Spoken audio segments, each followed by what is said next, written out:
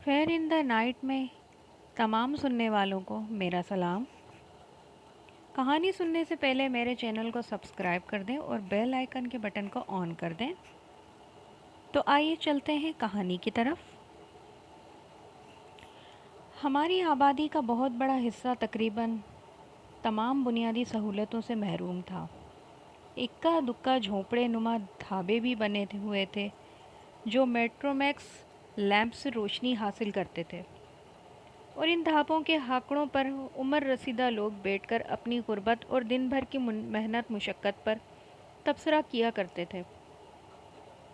अमूमन बस्ती के साथ वाली सड़क ज़्यादा से ज़्यादा 11 बजे शब तक वीरान हो जाती थी। यहीं पर आबादी के साथ और सड़क के किनारे एक दरगाह भी हुआ करती थी। बरसात का मौसम था। सड़क पर घुटनों घुटनों पानी जमा था। ऐसे में मैं बड़ी आहिस्तगी से अपनी घेरदार और बड़े पांचों वाली शलवार ऊपर तक उठाए अपने घर की तरफ शड़ाप शड़ाप करता बढ़ रहा था। मैं हर मुमकिन एहतियात का मुजाहरा करते हुए सड़क के बीचों बीच बावप नामी अपनी बस्ती की तरफ बढ़ रहा था। अचानक ही वो सब कुछ हो गया जो मेरे तसव्वुर में भी ना था। गो के चार सू बेपनाह अंधेरे की चादर सी तनी हुई थी। सड़क पर सैलाबी कैफियत में बहता हुआ पानी भी नज़र नहीं आता था। ना ही एतराफ़ में कहीं कोई रोशनी थी कि कम अज़ कम पानी की चमक तो देख सकूं। अचानक ही सुर्ख रोशनी नमूदार हो गई। बाज़ जगह खून की तरह सुर्ख रोशनी थी तो बाज़ जगह हल्की हल्की किरणें लहरें थीं। अभी मैं गर्क हैरत में ही था कि मैंने गैर यकीनी और रूह फना कर देने वाला मंज़र देखा। वो कोई जवान लड़की थी। बरहना सर, इसके सर के बाल बिखरे बिखरे और पुश्त पर लटके हुए थे। खौफ से इंतहाई सिमटी हुई खड़ी थी। इसने बाहें मोड़ रखी थी। न न नहीं, मुझे जाने दो, मुझे जाने दो। वो थर थर काँप रही थी। इसका लहजा सहमा हुआ था। नज़रों का जाविया बाईं तरफ करके वो कुछ देख रही थी जो मैं नहीं देख पा रहा था। मैं देखता भी तो कैसे? मेरे अपने वजूद पर मारे खौफ के कपकपी तारी थी। मैं घुटनों गंदे पानी में खड़ा था। ठंड के बाइस या फिर खौफ के बाइस मेरी रगों में दौड़ता हुआ खून मंजमद होकर रह गया। अचानक हल्के लहू रंग गुबार का एक फंवारा सा फूटा, जैसे किसी ने बुलंदी से बाल्टी भर गुबार छिड़क दिया हो। मेरी आंखों के गिर्द दो बेज साए से लहरा गए। दिल की धड़कन एकदम से रुक गई। वो 6 इंसानी ढांचे थे जो खौफ से सिकुड़ी हुई थर थर काँपती हुई लड़की के गिर्द दायरे में उछल उछल कर घूमने लगे थे। उन्होंने एक दूसरे के हाथ थाम रखे थे और इनके खोखले मुंह से खोखली और बावले कुत्ते की सी गर्राहटें निकलने लगी थी। ओह मेरे खुदा, आबादी तो बहुत करीब है। फिर ये हैबतनाक आवाज़ें मकीनों को क्यों सुनाई नहीं दे रही, जबकि आवाज़ों का हजम इस कदर था कि आबादी तक गूंज रही होंगी। बावपट के मकीनों के मकानों की बुनियादें तक लरस रही होंगी। अभी मैं इस रूह फरसा मंज़र में डूबा हुआ था कि अचानक स्याह तरीन बुलंदी पर एक इंतहाई सुर्ख और सफ़ेद चेहरा नमूदार हुआ। किसी औरत का चेहरा। इसकी आंखें बेज हुई थीं और आंखों के गोया दहकते अंडे रखे हुए थे। फिर हल्के खून की कोई आबशार सी गिरने लगी, जिसकी इब्तदा में मैं मध्यम सा एक चेहरा नमूदार हुआ। किसी बूढ़ी औरत का चेहरा था। इस चेहरे से बाएं जानिब खून रंग फिसलने की दुपट्टी लगी हुई थी। बड़े गोल गड़ों वाली एक इंसानी खोपड़ी झांकती नजर आई اور دائیں جانب سے بھی ایک کافی بڑی کھوپڑی جھانکتی رہی جس کی آنکھ کا صرف آدھا گڑا نظر آیا۔ میں غیر متحرک و پتھرائی ہوئی آنکھوں سے اس سب کچھ منظر کو دیکھ رہا تھا۔ پھر سرخ و سفید پر اسرار عورت کا منہ کھل گیا۔ جس طرح اس کے ہونٹ سرخ تھے بالکل اسی طرح اس کے دائیں بائیں کے دو انتہائی نوکیلے دانت بھی خون کی طرح سرخ تھے، اور خون کی ایک دھاری بہتی ہوئی تھوڑی سے نیچے آ چکی تھی۔ خوفناک عورت کا چہرہ نمودار ہونے سے بھائیں بھائیں کی ہولناک آوازوں میں اضافہ ہو چکا تھا۔ میں آ رہی ہوں۔ اس لقمہ تر کو اتنا نہ ڈراؤ کہ اس کی رگوں کا خون خشک ہو جائے۔ یہ اسی پراسرار عورت کے لب ہلائے بغیر کی آواز تھی، یا سورہ اسرافیل۔ میں بے ساختہ غیر ارادی طور پر بابا سائیں جمن شاہ کو پکارتا گیا۔ جی ہاں، ہمارے محلے باوٹ پٹ میں سڑک کے کنارے سائیں جمن شاہ ولی کی درگاہ ہے۔ اللہ کی شان دیکھیے کہ بھکا ایک سماج شکن دھماکہ ہوا اور تمام ہولناک مناظر ایک خواب کی طرح غائب ہو گئے۔ وہی سناٹا، وہی شبدیج۔ میرا ذہن اندھیرے کی دبیز گہرائی میں ڈوبتا چلا گیا۔ پھر مجھے کچھ ہوش نہ رہا کہ میں کہاں ہوں۔ ہوش آیا تو میری بیٹی میرے سرانے بیٹھی تھی۔ میں نے گھبرا کر اٹھتے ہوئے پوچھا، یہ سب لوگ تمہاری دادی، تمہاری ماں کہاں ہیں؟ میت ہو گئی ہے پڑوس میں۔ اماں اور دادی وہیں گئے ہیں۔ ابھی کوئی 10 منٹ پہلے ہی تو ہمارا گھر عورتوں مردوں سے بھرا ہوا تھا۔ سبھی لوگ آپ کی خیریت معلوم کرنے آئے تھے۔ بیٹی، کیا بارش ہو رہی ہے؟ ہاں ابا، صبح 6 بجے سے بارش ہو رہی ہے۔ 10-15 منٹ کو رکتی ہے، پھر برسنے لگتی ہے۔ اللہ کا شکر ہے کہ موٹے موٹے قطروں والی بارش نہیں ہے، ورنہ ہمارے کچے مکان تو بہہ جاتے۔ آپ کے لیے ناشتہ لاؤں؟ نہیں بیٹی، ابھی نہیں۔ کس کی موت واقع ہو گئی ہے؟ ابا وہ چاچا پھل ہے نا، ان کی بیٹی ختیجہ مر گئی ہے۔ کیا؟ میں جیسے چیختے ہوئے چارپائی سے اٹھ بیٹھا، اور اچانک ہی مجھے رات کا منظر یاد آ گیا۔ میرے ہونٹ، میری زبان اور میرا حلق ایک دم خشک ہو گئے۔ میری سانس پھول گئی اور میں متعش نظروں سے اپنی بیٹی کلثوم کو دیکھتا رہ گیا۔ ابا، آپ مجھے اس طرح کیوں گھور رہے ہیں؟ مجھے آپ کی آنکھوں سے ڈر لگنے لگا ہے۔ میں چونکا اور زبردستی مسکراتے ہوئے اپنی نظریں جھکا لیں۔ کلثوم بیٹی، میں کب سے یہاں چارپائی پر پڑا ہوں۔ میں نے اپنے ذہن میں ابھرنے والے شبے کی تصدیق کی۔ غرض سے پوچھا، وہ شبہ یہ تھا کہ ہو سکتا ہے کہ میں نے کوئی بھیانک خواب دیکھ لیا ہو۔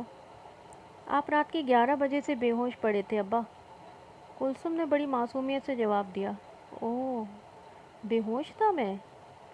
ہاں ابا، آپ کو جمن شاہ ولی کی درگاہ کے 4 ملنگ اٹھا کر لائے تھے۔ اوہ، کیا کہا تھا انہوں نے میرے متعلق؟ وہ کہہ رہے تھے کہ تم نہ جانے کس وجہ سے چکرا کر گندے پانی میں گرنے ہی والے تھے کہ انہوں نے 1000 دقتوں سے دوڑ کر آپ کو گرنے سے بچا لیا۔ وہ یہ بھی کہہ رہے تھے کہ اگر آپ گر پڑتے تو گندے پانی ہی میں مر چکے ہوتے۔ خوف کی لہر میری ریڑھ کی ہڈی تک سنسناتی چلی گئی۔ کیا ٹائم ہو رہا ہے بیٹی؟ 10 بج رہے ہیں ابا۔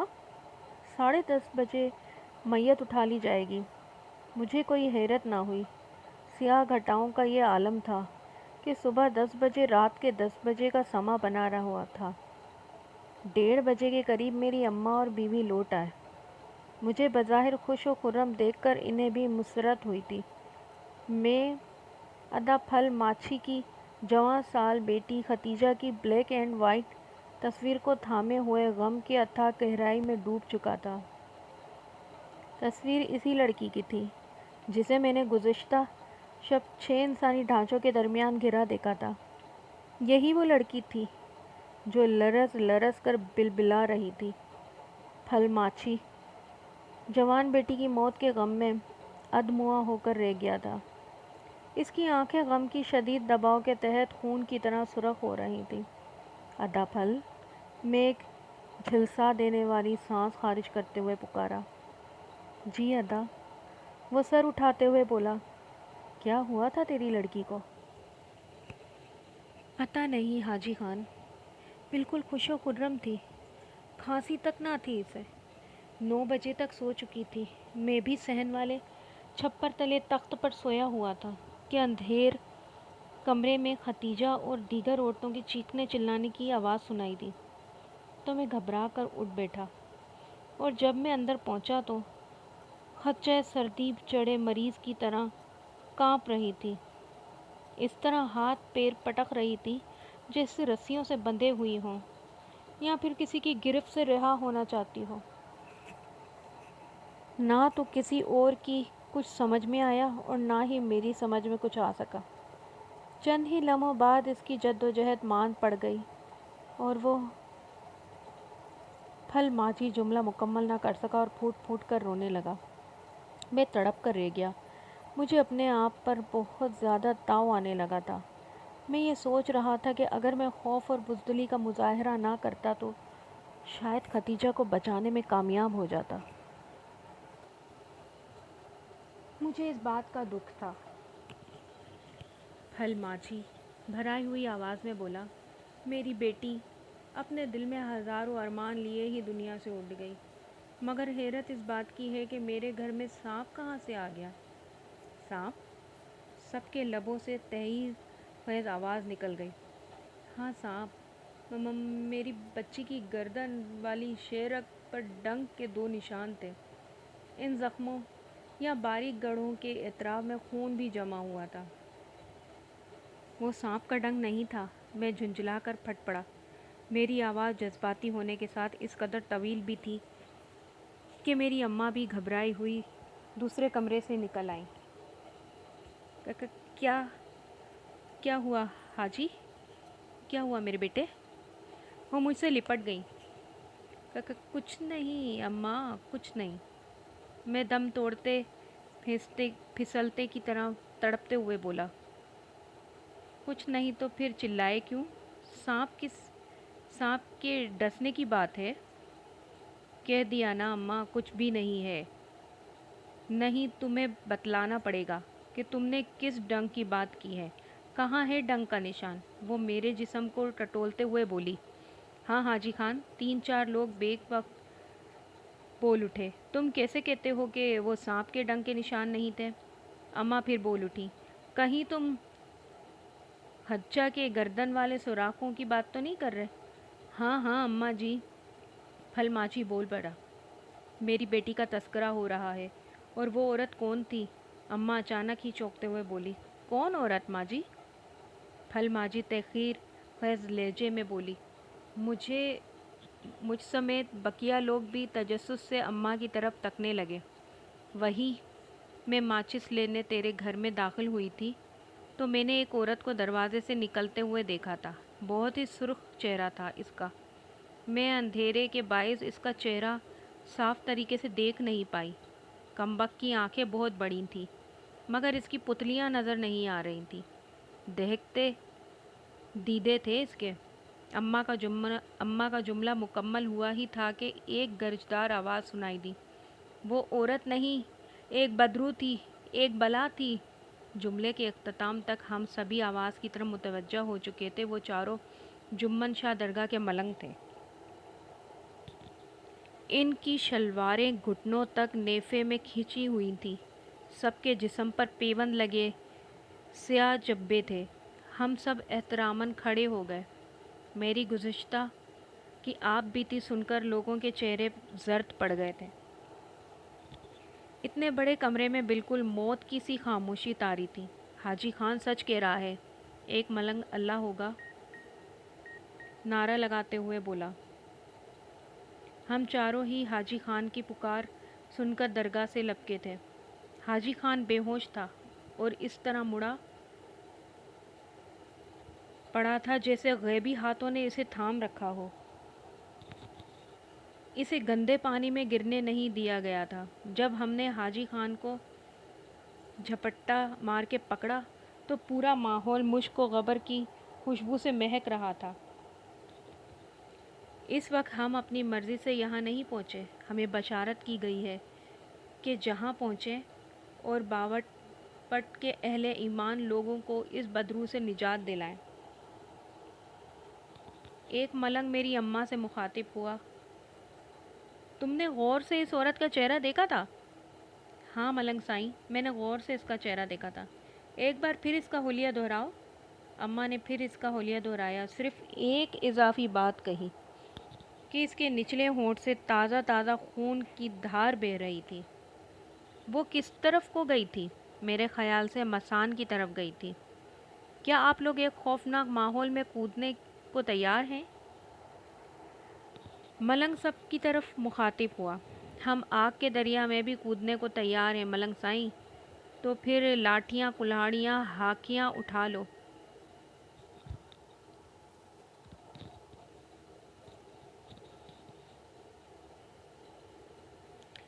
याद रखो, ज़मीन में घुसने वाले पानी ने इस बदरू को उठा दिया है। 6 ढांचे इसकी रखवाली करने लगे हैं। चंद खोपड़ियाँ भी आप लोग मसानी मैदान में जमा बारिश के पानी में तैरे हुए देखेंगे।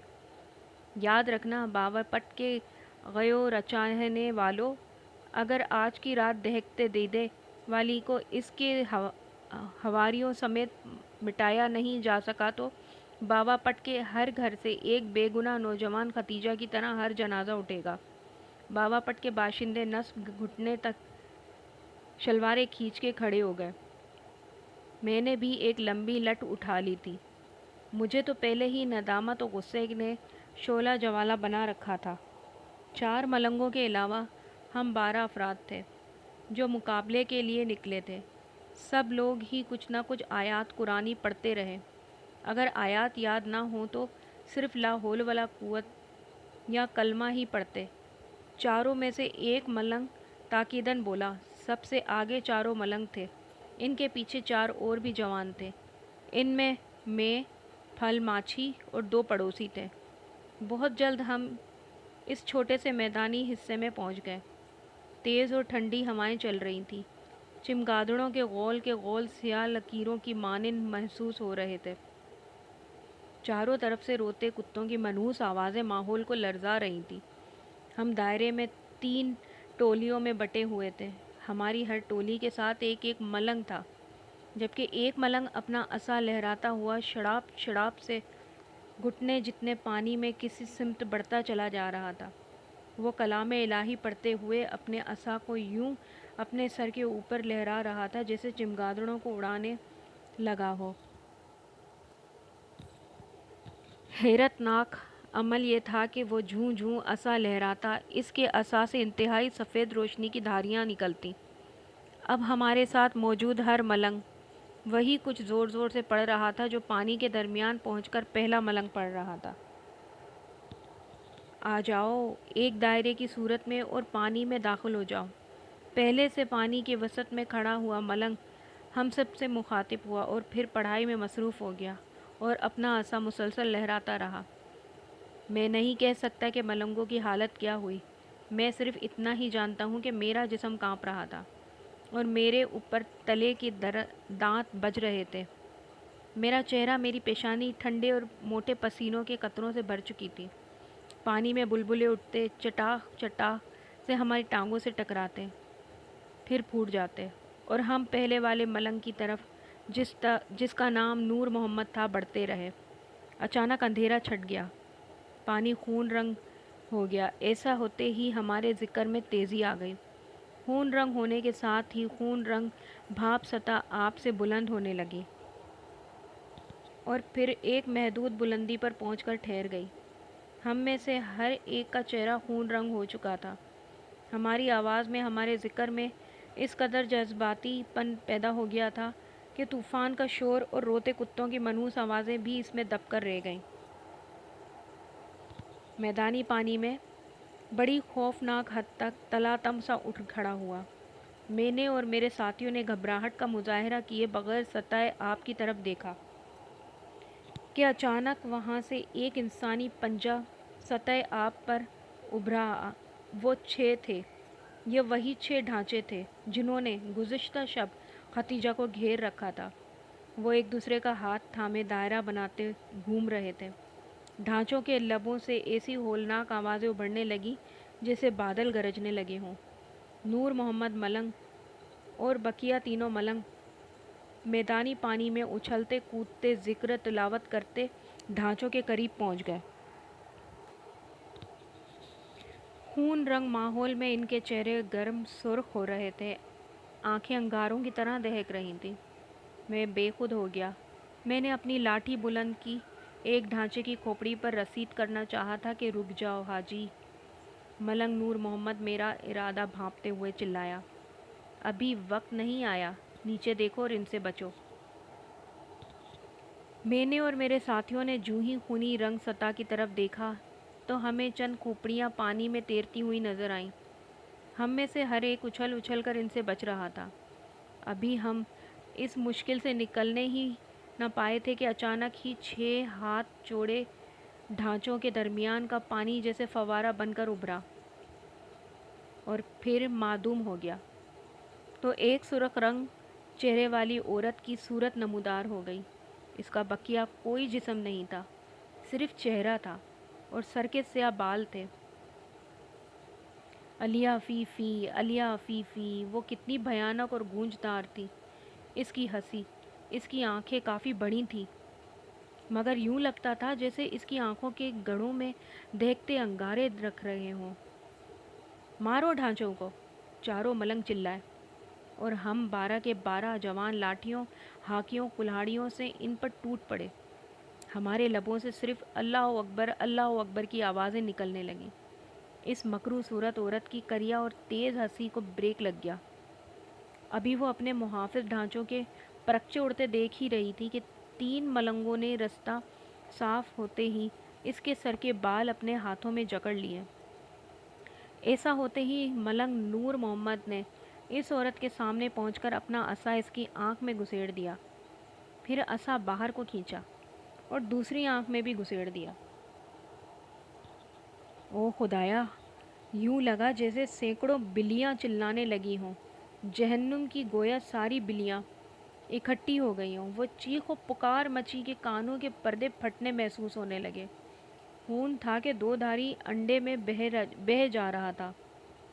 وہ بہت تڑپی، بہت تلملائی، لیکن ملنگوں نے اس کے بال نہ چھوڑے۔ چاروں ملنگ وجدانی کیفیت میں کلام الہی پڑھنے میں مصروف تھے۔ اچانک اس بدرو کے سیاہ وجود اور سرخ چہرے کو بالوں سمیت آگ کے شعلوں نے اپنی لپیٹ میں لے لیا تو ملنگوں نے اللہ اکبر کا نعرہ لگاتے ہوئے اس کے بال چھوڑے تو بڑی زور کا چھپاکا ہوا۔ آگ کے شعلوں میں لپٹی ہوئی بدرو پانی میں گر چکی تھی اور پانی میں لوٹ پوٹ ہونے لگی تھی۔ صرف یہی نہیں، وہ ڈھانچے جن کے ہم نے ٹکڑے ٹکڑے کر دیے تھے وہ بھی ان شعلوں میں گر چکے تھے، بلندیوں پر پرواز کرتے چمگادڑ اندھیروں میں گم ہو چکے تھے۔ پانی سے نکل جاؤ نور محمد، ملنگ زوردار آواز میں چلایا اور ہم کلمہ پڑھتے ہوئے بغیر کسی افراتفری کے شڑاپ شڑاپ چلتے ہوئے کنارے کی طرف بڑھتے چلے گئے۔ اور جیسے ہی ہم پانی سے نکل کر کنارے پر پہنچے تو پورے پانی میں آگ لگ گئی تھی۔ پورا ماحول سرخ روشنی میں نہا گیا تھا، جیسے پورے پانی میں پیٹرول چھڑک کر آگ لگا دی گئی ہو۔ عزیزو، ملنگ نور محمد ہماری طرف رخ کر کے بولا، مسلسل بارشوں نے میدانی زمین کو اکھیڑ کر رکھ دیا تھا، اس طرح وہ بدرو آزاد ہو گئی تھی۔ اس نے اپنی دہکتے انگارہ برساتی آنکھوں سے ڈھانچوں کو بھی اپنے سحر میں جکڑ لیا تھا۔ الحمدللہ، مجھے بشارت ہوئی، مجھے قرآنی آیات کی قوت بھی عطا کی گئی ہے، اور میں اپنے 3 یاروں سمیت نکل کھڑا ہوا، اور ہمارے رب نے کرم کیا۔ سائیں جمن شاہ کے طفیل آج کی رات اللہ اس بدرو کو میرے ہاتھوں فنا نہ کر دیتا تو کل صبح نہ جانے کتنے اور گھروں میں ماتم بچ چکا ہوتا۔ ملنگ نور محمد نے بات پوری کی اور اللہ اکبر کا نعرہ لگاتے ہوئے سائیں جمن شاہ کے مزار کی طرف چل دیا۔ باقی ملنگوں نے بھی اس کی پیروی کی۔